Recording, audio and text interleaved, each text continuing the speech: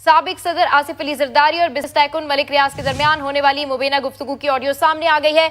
मलिक रियाज दौरान गुफ्तगू आसिफ अली जरदारी से कह रहे हैं कि खान की तरफ से पैचअप करवाने के लिए काफी मैसेजेस आए हैं। आसिफ अली जरदारी ने फौरी जवाब दिया कि अब नामुमकिन है। आपको एक दफा फिर से ये गुफ्तगू सुनवाते हैं। हेलो, अस्सलाम वालेकुम सर।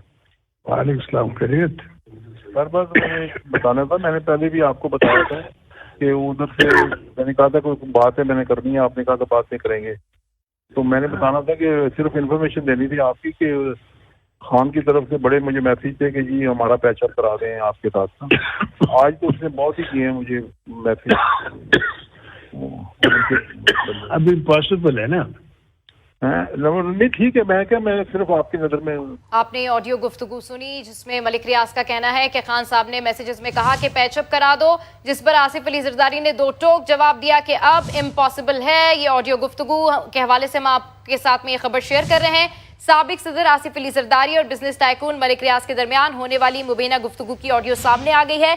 मलिक रियाज दौरान गुफ्तगू आसिफ अली जरदारी से कह रहे हैं कि खान की तरफ से पैचअप करवाने के लिए काफी मैसेजेस आए हैं। आसिफ अली जरदारी ने फौरी जवाब दिया कि अब नामुमकिन है। इस पर बात करने के लिए हमें ज्वाइन किया है senior anchor person Mansoor Ali Khan ने। मंसूर साहब, जिस तरह से खान साहब कहते थे कि झुकूंगा नहीं, लास्ट बॉल तक खेलूंगा, आवाम को सरप्राइज दूंगा, तो ये इनिंग्स खेल रहे थे एनआरओ मांगने की इनिंग्स थी बैकडोर। देखिए, मेरे ख्याल में इस ऑडियो से इमरान खान साहब का ये जो पूरा नैरेटिव है जो ये बिल्ड कर रहे हैं उसको बड़ा शदीद झटका पहुंचा है। और ख़ास तौर पे बार बार अपने वर्करों को ये बताना कि हम जो है वो एक हकीकी आज़ादी के लिए निकल रहे हैं। और इन्हीं आसिफ अली जरदारी साहब के हवाले से वो पहले जिस किस्म के अलकाबात उनको नवाजते रहे हैं। कराची के अंदर उन्होंने जलसे के अंदर एक दफ़ा कहा था कि मैंने आसिफ अली जरदारी को अपनी शिस्त के ऊपर रख लिया है और इसे मैं निशाना बनाऊंगा। उसके बाद ये इस ऑडियो से इमरान खान साहब अब अपने वर्करों को क्या जवाब देंगे कि वो एक्चुअली सारे मामले के दौरान पैचअप करने की कोशिश कर रहे थे। आज बल्कि एक अंग्रेजी अखबार के अंदर भी ये बात आई है कि 3 लोगों के जरिए इमरान खान साहब के साथ जो है वो पैचअप करवाने की कोशिश की गई। और उसमें नाम तो नहीं लिखा हुआ था, लेकिन उसमें सिर्फ इतनी भी बात लिखी हुई थी कि एक कारोबारी शख्सियत थी जिनके जरिए जो है वो ये पैचअप करवाने की कोशिश की गई। पाकिस्तान पीपल्स पार्टी को जो है वो ये पैगामात पहुंचाने की कोशिश की गई कि जी तहरीक-ए-अदम-एतमाद जो आ रही है उसमें से अगर आप निकल जाएं तो सारा मामला जो है वो ठीक हो जाएगा। लेकिन पाकिस्तान पीपल्स पार्टी ने उस वक्त इनकार कर दिया था और ये कहा था कि जी हम तहरीक-ए-अदम-एतमाद में अब इतना आगे आ चुके हैं कि हमारी कमिटमेंट्स इतनी हो चुकी हैं कि अब हम इसमें से नहीं निकल सकते। तो आसिफ अली जरदारी साहब और मलिक रियाज साहब के दरमियान ये जो मुबैना गुफ्तगू है, इससे इस बात का पता लगता है कि सियासत के लिए लोगों के सामने जलसों के अंदर, प्रेस कॉन्फ्रेंसों के अंदर एक दूसरा रुख रखा जाता है, एक दूसरा चेहरा रखा जाता है, लेकिन पसे पर्दा क्या क्या कुछ हो रहा होता है पाकिस्तानी सियासत के अंदर। कोशिश की जा रही होती है कि किसी तरह पैचअप हो जाए और पीछे जो सियासत का खेल है वो कुछ और ही खेला जा रहा होता है। आसिफ अली जरदारी साहब की यहाँ पे ये भी कहना पड़ेगा कि उन्होंने यहाँ पे की जो गुफ्तगू आती है बीच में वो कमिटमेंट भी करते हैं कि नहीं अब ये पॉसिबल नहीं है, ये हो नहीं सकता। तो इससे ये पता लगता है कि इमरान खान साहब ने आखिरी हद तक कितनी कोशिश की कि किसी तरह वो तहरीक-ए-अदम-एतमाद उनके खिलाफ मंजूर ना हो सके। और जब वो उन्होंने देख लिया हर मुमकिन कोशिश, हर हरबा उन्होंने इस्तेमाल कर लिया, तो उसके बाद उन्होंने ये फैसला किया कि नहीं, आखिरकार मुझे वो अमरीकी मरासला ही अपने 27 मार्च के जलसे के अंदर दिखाना पड़ेगा, तो उसके बाद शायद मेरी बचत हो जाए।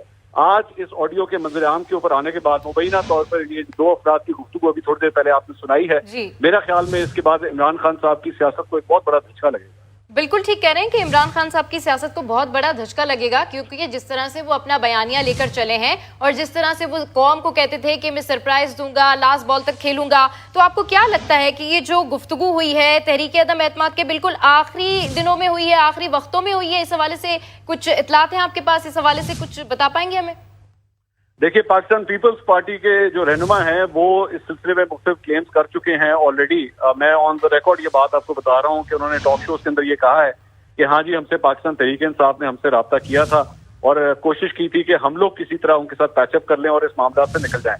ये ज़हन में रखिएगा कि पाकिस्तान पीपल्स पार्टी और पाकिस्तान तहरीक-ए-इंसाफ के दरमियान पहले भी इस किस्म के इत्तेहाद हो चुके हैं। चेयरमैन सेनेट का जब इंतखाब होना था, साजिद संजानी साहब का जब पहली दफा इलेक्शन होना था, तो उस वक्त भी पाकिस्तान पीपल्स पार्टी और पाकिस्तान तहरीक-ए-इंसाफ ने मिलकर साजिद संजानी साहब को उस पर मुंतखब किया था।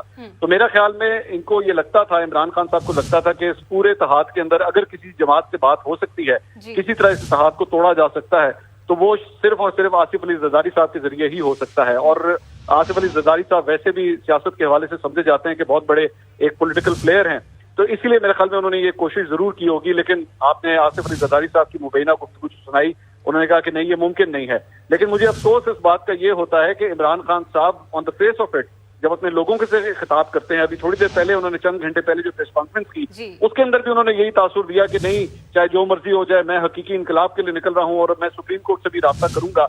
On the face of it लोगों को कोई और कहानी सुनाई जाती है, लोगों को कुछ और बताया जाता है, लेकिन पसे पर्दा असल में वो क्या कर रहे होते हैं, इस सारी मुबैना गुफ्तगू से यही चीज मंजर आम पर आती है।